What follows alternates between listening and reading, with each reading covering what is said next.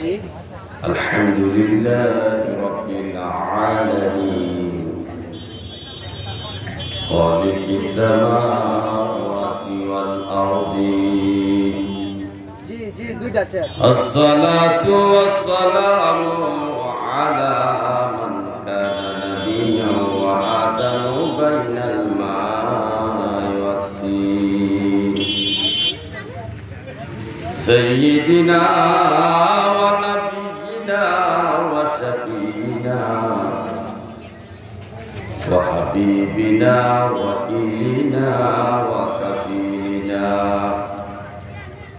وأولنا ومعيننا محمد رسول الله صلى الله عليه وسلم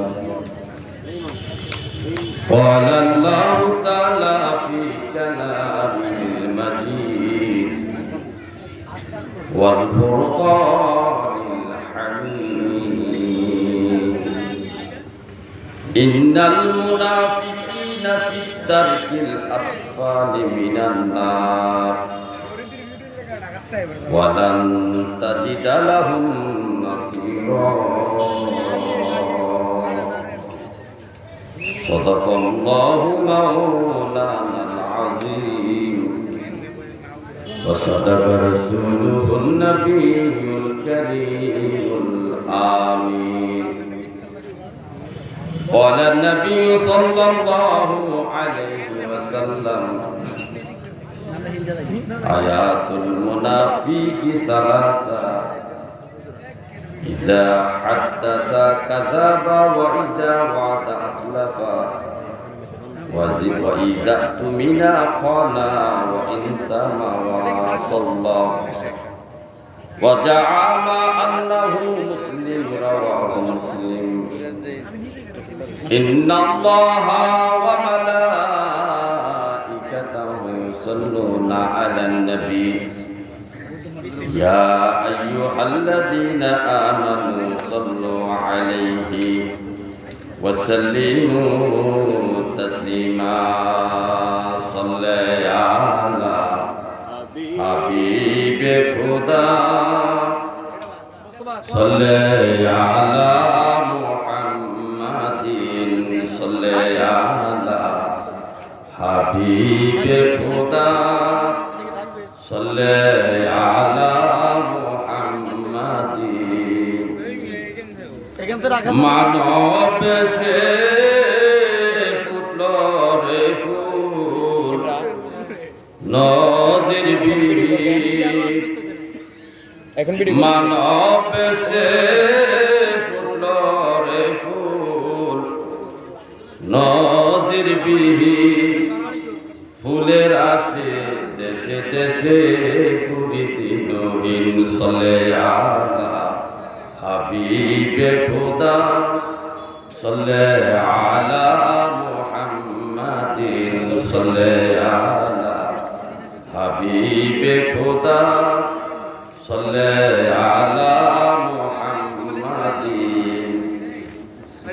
প্রেম বাগানে বাজাও রে মন এসকে রবি প্রেম বাগানে বাজাও রে মন এসকে রবি ধীরে ধীরে নূরে নুরি হইবে একদিন চলে আলা হাবিবে খোদা صلى على محمد صلى على حبيب خدا صلى على محمد صلاة رسول الله عليكم سلام يا حبيب عليكم صلاة يا رسول الله عليكم سلام يا حبيب الله আমল নাই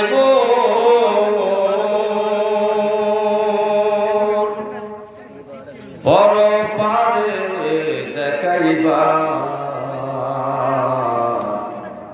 আপনার নামের তসবিহ বর্ষায় আমার সালাত দুনিয়া رسول الله عليكم سلام يا حبيب الله عليكم صلاة يا رسول الله عليكم سلام يا حبيب الله عليكم الحمد لله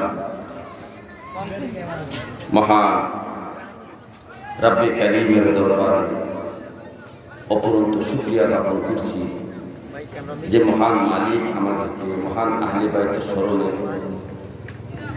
খোরবাস কাদেরিয়া গাউসিয়া দরগাহ শরীফের 18তম উরুস শরীফ উক্ত উরুস শরীফের সম্মানিত সভাপতি পশ্চিম সিংহ দরবার শরীফে আলা হযরত ইসলাম কিবলা মাদাদুল্লাহ আলী সহসভাপতি প্রধান অতিথি বিশেষ অতিথি সহ আজকে এই মাহফিলের প্রধান আকর্ষণ শায়েখ আল্লামা সৈয়দ হাসান আল আজহারি সাবেক ভিসি আল আজহার বিশ্ববিদ্যালয় মিশর এবং বিশেষ বক্তা মুফতি মাওলানা জহুরুল ইসলাম ফরিদী সাহেব খাদেম বিশ্বজাকের মঞ্জিল সহ দিগার উলামায়ে কেরাম এবং আজকের এই মাহফিলের আহ্বায়ক এই খোরবাস কাদিরা দরবার শরীফের মধ্যমণি যার আহ্বানে আজকের এই উরুস শরীফ অনুষ্ঠিত হচ্ছে ফিরে কাবের শাহ সুফি মুফতি শামসুল আরিফিন আল কাদির খোরবাসী মাদাদুল্লাহ আলী হুজুর কিবলা সহ মাহফিলের উপস্থাপনা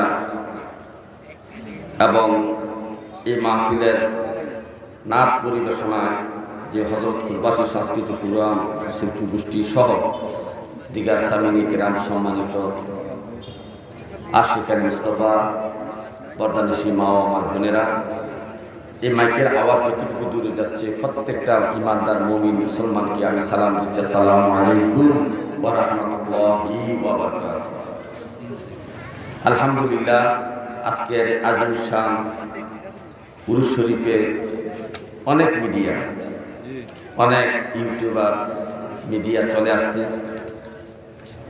যাদের মাধ্যমে আজকের মাহফিল সবার জন্য দোয়া করবেন তাম পৃথিবীতে পুরো ওয়ার্ল্ডের মধ্যে যাদের অক্লান্ত পরিশ্রমের বিনিময়ে এই সুন্নি আশিকানদের এই মাহফিলগুলো প্রচারিত হচ্ছে তাম পৃথিবী থেকে সুন্নি মুসলমানেরা আমাদের এই সুন্নি মাহফিলগুলো তাদের মাধ্যমে দেখতে পাচ্ছে এই জন্য আজকে মাহফিল কমিটির পক্ষ থেকে এই দরবারের পক্ষ থেকে এই ইলেকট্রনিক মিডিয়া ভাইদেরকে আমি ধন্যবাদ জানাই যে আল্লাহ তাআলা আপনাদের প্রচেষ্টাকে আল্লাহ কবুল করুক এবং আপনাদের আল্লাহ তাআলা যেন ঈমানি শুধু বাকি জিন্দেগিটা বসবাস করার এবং ঈমানি মরণ দান করে বলেন আমিন।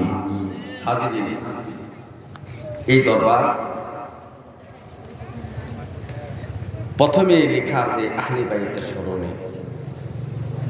আপনারা জানেন বাংলাদেশের মধ্যে মুহিউদ্দিনে আহলে বাইত রিজভিয়া দরবার শরীফ নামে নেত্রকোনাতে একটা দরবার আছে, যে দরবার শরীফের মধ্যমণি এবং বর্তমানে বদ্দিন শিল্পী সাহেব মুফতি নাজরুল আমিন হানাফি মাদাদুল্লাহ আলী হুজুর কিবলা ওনার মাধ্যমে ওনার সুহবতে যতগুলা দরবার প্রতিষ্ঠিত হয়েছে তামাম বাংলাদেশে সবগুলা দরবার আহলে বাইতের একটা অংশ।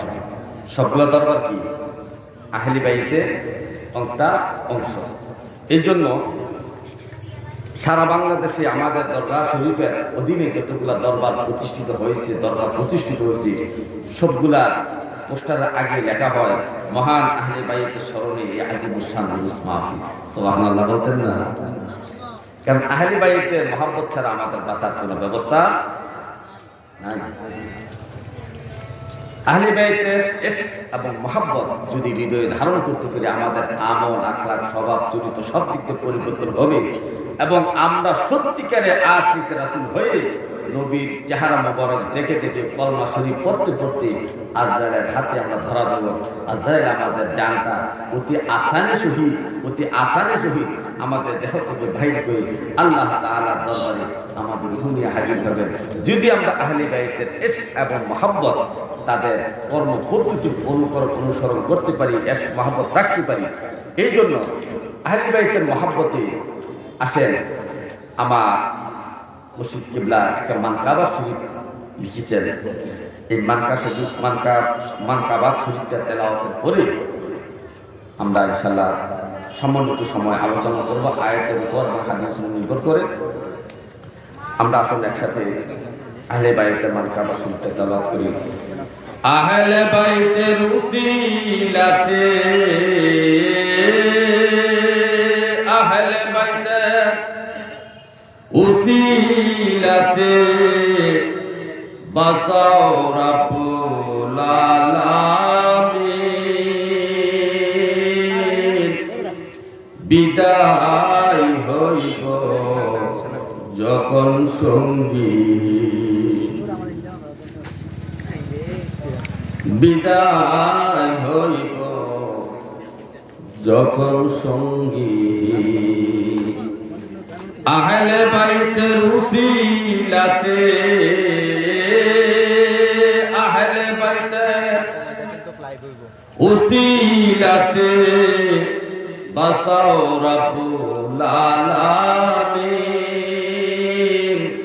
বিদায় হইব যখন সঙ্গী, বিদায় হইব যখন সঙ্গী। নবীর জিকির আল্লাহর জিকির মাওলার ঘোষণা, করিলে তাহার জিকির জরে যায় গুনাহ। নবীর জিকির আল্লাহর জিকির মাওলার ঘোষণা, করিলে তাহার জিকির জরে যায় গুনাহ। দয়া নজর করে দয়াল, দয়া নজর করে দয়াল, হায়াতে দাও নবীর দিন, বিদায় হইব যখন সঙ্গী। আহলে বাইতের উসিলাতে, আহলে বাইতের উসিলাতে বাসাও রাব্বুল আলামিন, বিদায় হইব যখন সঙ্গী, বিদায় হইব যখন সঙ্গী। রহমাতাল লিল আলামিন নবীজি আমার,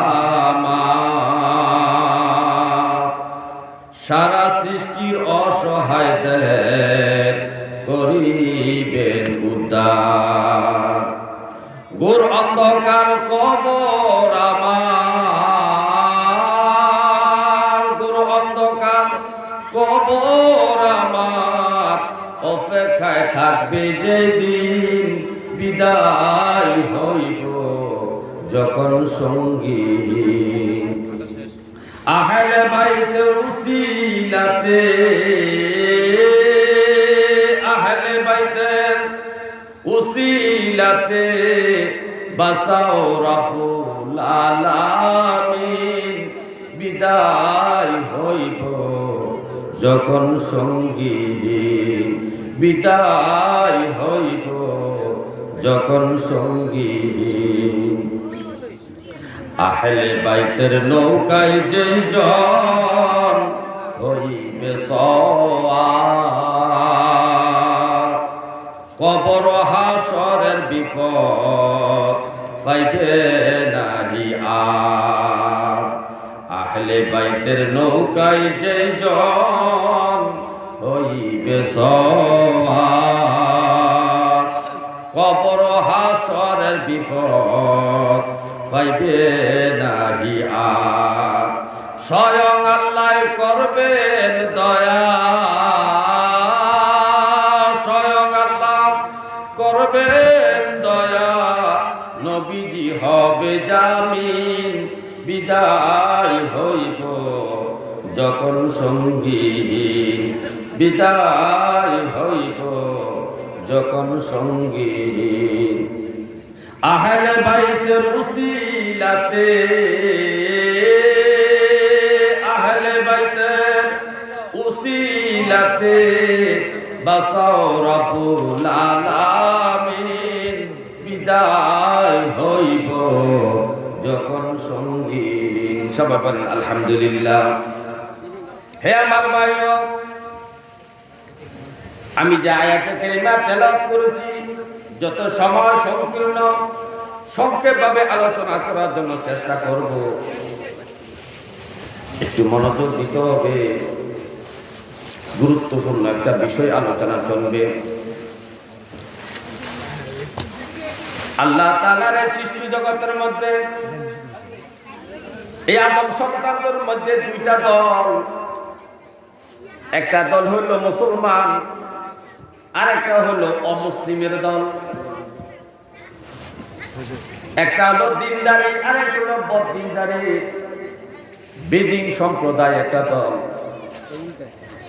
এই মুসলমান সম্প্রদায় মুহাম্মদ রাসূলুল্লাহ সাল্লাল্লাহু আলাইহি সাল্লামের কালেমা তেলাওয়াত করে মুসলমান হয়েছে, ঈমানদার হয়েছে।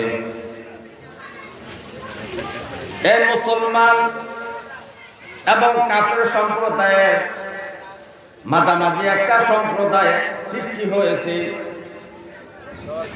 সৃষ্টির শুরু থেকে এই মাঝামাঝি একটা সম্প্রদায় ছিল, কিয়ামত পর্যন্ত এই সম্প্রদায় থাকবে।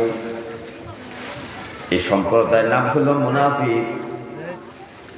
তবে মজার বিষয় হলো, কোন কাফের, ইহুদি, নাসারা, হিন্দু, বৌদ্ধ, খ্রিস্টান থেকে মুনাফিক সৃষ্টি হয় না।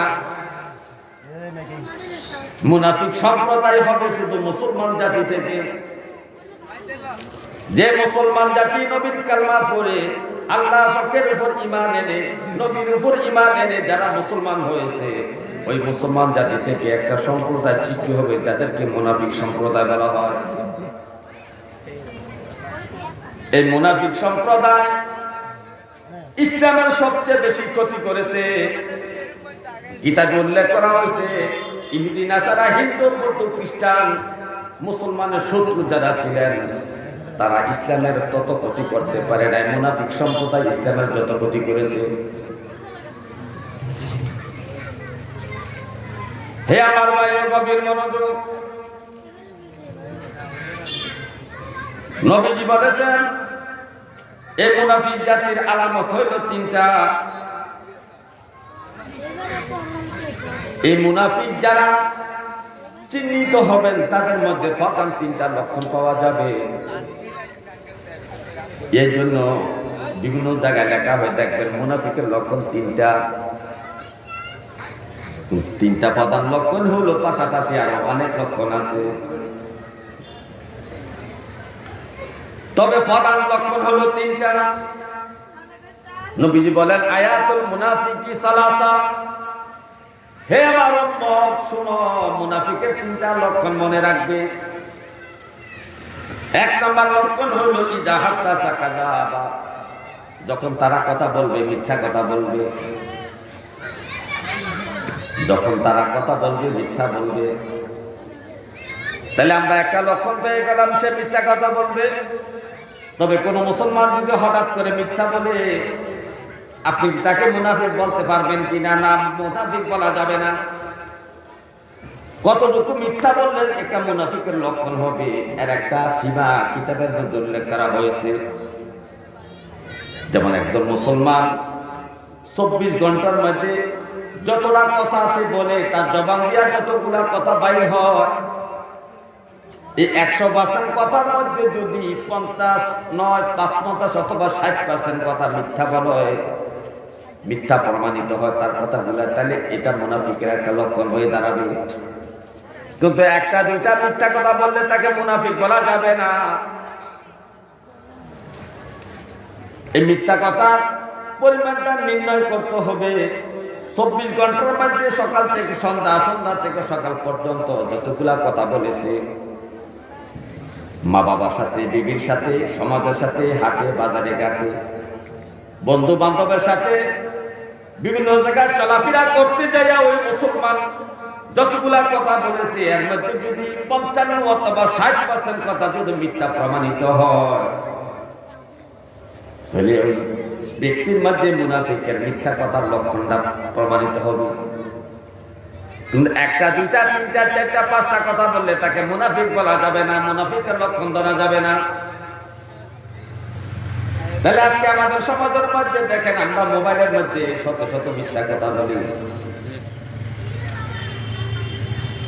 মাল সামানা ক্রয় বিক্রয় করতে গেলে মিথ্যা কথা দোকানদাররা বলে, সবজি বিক্রি করতে গেলে মিথ্যা কথা বলা হয়, মুদি দোকানে মাল বিক্রি করতে মিথ্যা কথা বলা হয়, বিদেশে লোক নিবে যে দালালও মিথ্যা কথা বলে, অফিসে আদালতে প্রত্যেকটা জায়গায় মিথ্যার সরাসরি। বর্তমান যুগে এমন একটা অবস্থা হয়েছে, এমন একটা ক্ষেত্র নাই যে ক্ষেত্রের মধ্যে মিথ্যার প্রচলন নাই। ওয়াজ করতে গেলো মিথ্যা ওয়াজ করে, যে ঘটনার কোনো প্রমাণ কোরআনে নাই, হাদিসে নাই, কোনো কিতাবে নাই, এমন ঘটনা মালিফিলের মধ্যে বর্ণনা করা হয়।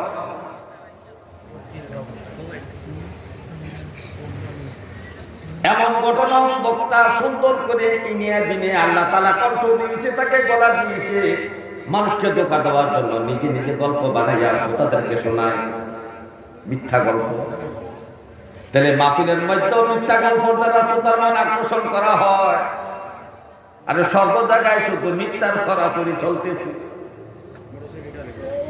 হে আমার ভাই, পৃথিবীর মধ্যে যতগুলা পাপ আছে, এক একটা পাপের এক একটা শাস্তি হবে। দুইটা পাপ আছে দুনিয়াতে, দুইটা পাপের দুর্গন্ধ হাসর মাঠে ছড়াবে। আপনি নামাজ পড়েন না, যে নামাজি হাসর মাঠে উঠছেন, আপনার শরীর থেকে দুর্গন্ধ প্রকাশ হবে না। কিন্তু জেনা করে যদি হাসর মাঠে উঠেন, জেনা করে শরীর থেকে একটা দুর্গন্ধ বাইর হবে।